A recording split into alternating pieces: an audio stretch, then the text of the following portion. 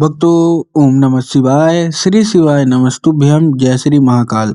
जी हाँ भक्तों, आपको भी पता होगा कि इस समय श्राद्ध पक्ष का ये महापर्व जो कि हिंदू धर्म का और सनातन धर्म का है वो चल रहा है। तो अगर आपकी भी कोई ऐसी मनोकामना है जो कि वर्षों पुरानी और अभी तक पूरी नहीं हो रही है, तो कल 23 सितंबर को सोमवार है। देखिए, श्राद्ध पक्ष तो है और साथ में सोमवार है। तो इसके लिए मैं आपको बहुत ही एक बड़ी उपाय बताने वाला हूँ, 2 से 3 उपाय बताने वाला हूँ। अगर आपने इसको कर लिया तो श्राद्ध पक्ष में आपकी सारी की सारी मनोकामना 15 दिन के अंदर अवश्य रूप से पूरी होंगी ही होंगी। आपको भी पता है कि जिसके पितृ खुश रहते हैं, जिसके पूर्वज खुश रहते हैं और जिनकी पूर्वज की कृपा उनके घर में बनी रहती है, उनका कोई कुछ नहीं बिगाड़ सकता और उनकी जो कोई भी इच्छा, जो कोई भी मनोकामना होना होती है, वो सारी की इच्छा, सारी मनोकामना अवश्य रूप से पूरी होती ही होती है। तो क्या करना है, कैसे करना है, पूरा आपको बताने वाला हूँ। अच्छे तरीके से आपको समझाने वाला हूँ आज की इस वीडियो के माध्यम से। तो बस उपाय ध्यान से सुन के अच्छे से करिएगा ज़रूर।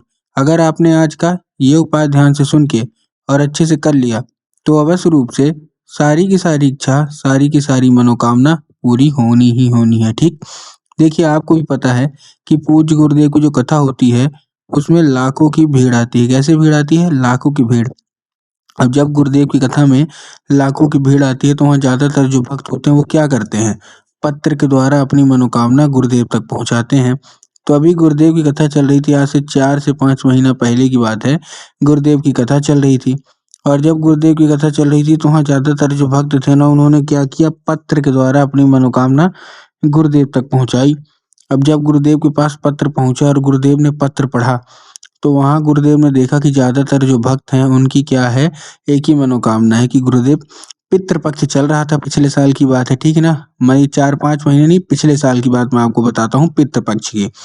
तो पितृ पक्ष में गुरुदेव की कथा चल रही थी, तो बहुत सारे लोगों के पत्र आए, उनका यही मतलब था, मतलब प्रश्न था कि गुरुदेव, पितृ पक्ष में हम अपने पितरों को कैसे खुश करें कि हमारी इच्छा मनोकामना पूरी हो जाए। अब जब गुरुदेव ने ये देखा, तब गुरुदेव ने 2 से 3 उपाय बताए और कहा, केवल और केवल ये उपाय कर लेना, तुम्हारे जितने भी पितृ हैं, जितने भी पूर्वज हैं, वो हमेशा हो जाएंगे, खुश हो जाएंगे और तुम्हारी जिंदगी में जो भी समस्या है वो दूरी हो जाएगी और जो भी मनोकामना है वो पूरी हो जाएगी, ठीक? अब जब गुरुदेव ने उपाय बताया, तो लोगों ने जा जाके इस उपाय को घर में करना शुरू कर दिया। अब जैसे ही लोगों ने जा जाके इस उपाय को घर में करना शुरू कर दिया, वही लोग गुरुदेव की कथा में मात्र 1 से 1.5 महीने के बाद वापस आए। अब जब वही लोग गुरुदेव की कथा में वापस आए, तो उन्होंने क्या किया, फिर से एक बार गुरुदेव को पत्र लिखा और जब गुरुदेव को उन्होंने पत्र लिखा, तो उन्होंने क्या किया, इस बार का जो पत्र था ना, ये गुरुदेव को धन्यवाद के रूप में पत्र था कि गुरुदेव, आपके द्वारा बताया गया उपाय करा और चमत्कार हो गया। हमारी जो इच्छा थी ना, जो मनोकामना थी, वो पूरी हो गई है। आपका कोटि-कोटि धन्यवाद। तो देखिए, जो लोग भी मेरी आवाज़ अभी सुन रहे हैं, अगर आपको भी जानना है कि आखिर ऐसा कौन-सा उपाय था जिसको करने मात्र से मनोकामना पूरी हो जाती है, तो चलिए हम बताते हैं आपको आज की इस वीडियो के माध्यम से कि आपको करना क्या है। तो बस उपाय ध्यान से सुन के अच्छे से करिएगा ज़रूर। अगर आपने आज का ये उपाय ध्यान से सुन के और अच्छे तरीके से कर लिया, तो मनोकामना जो भी है वो पूरी होनी ही होनी है और आपके जो पितृ हैं वो खुश होंगे ही होंगे। ठीक, तो चलिए चलते हैं उपाय की ओर।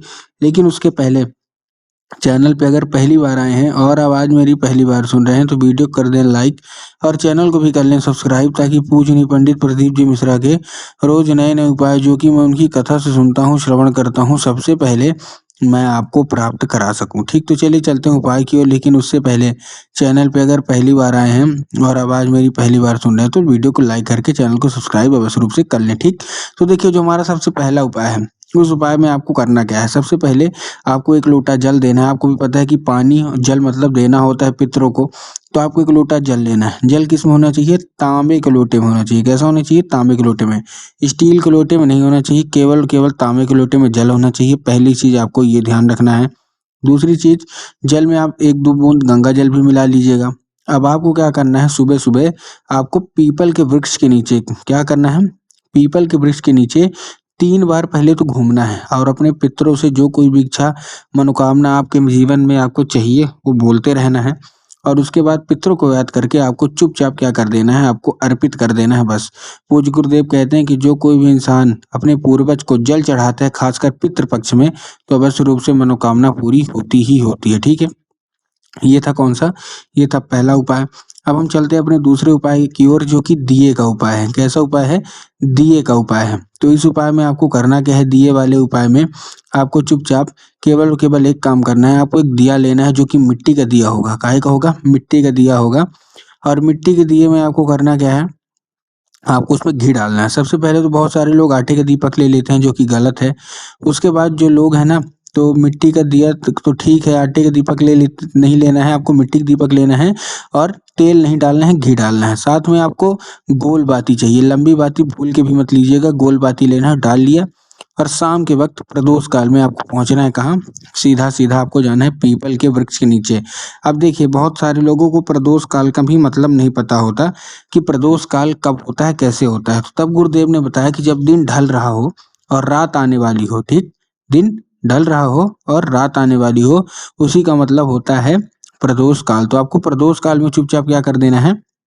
आपको जाना है पीपल के पेड़ के नीचे और आपको श्रम्भेश्वर महादेव का नाम लेकर और अपने पितरों को याद करके चुपचाप अर्पित कर देना है। पूज्य गुरुदेव कहते हैं कि अगर आपने ऐसा किया तो अवश्य रूप से आपके पितृ आपके ऊपर अवश्य रूप से प्रसन्न होंगे और आपकी जितनी भी इच्छा मनोकामना है जो कि अभी तक पूरी नहीं हो रही है, वो भी पूरी होगी ही होगी। ठीक, ये था कौन सा?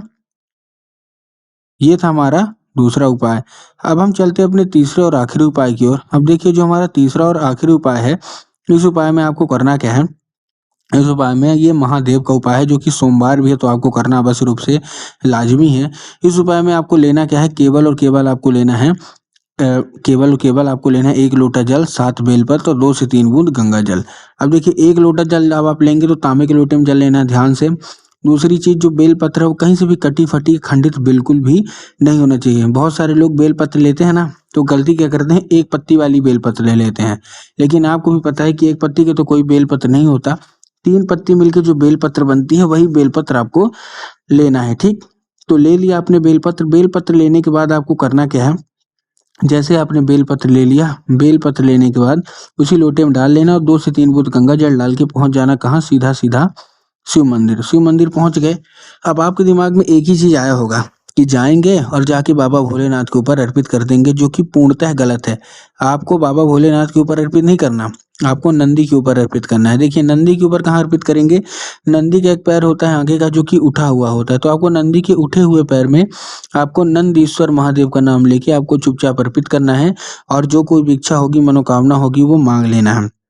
एक चीज का और ध्यान रखना कि जब जल आप अर्पित करेंगे तो बेलपत्र अर्पित नंदी के पैर में नहीं होना चाहिए। मतलब जल अर्पित हो जाए, जैसे ही जल अर्पित हो जाए तो बेलपत्र उठाना है लोटे से और सीधे महादेव के शिवलिंग के ऊपर अर्पित करना है, बस। पूज्य गुरुदेव कहते हैं ज्यादा से ज्यादा 1 महीने 1.5 महीना लगेगा, सब इच्छा मनोकामना पूरी होगी ही होगी।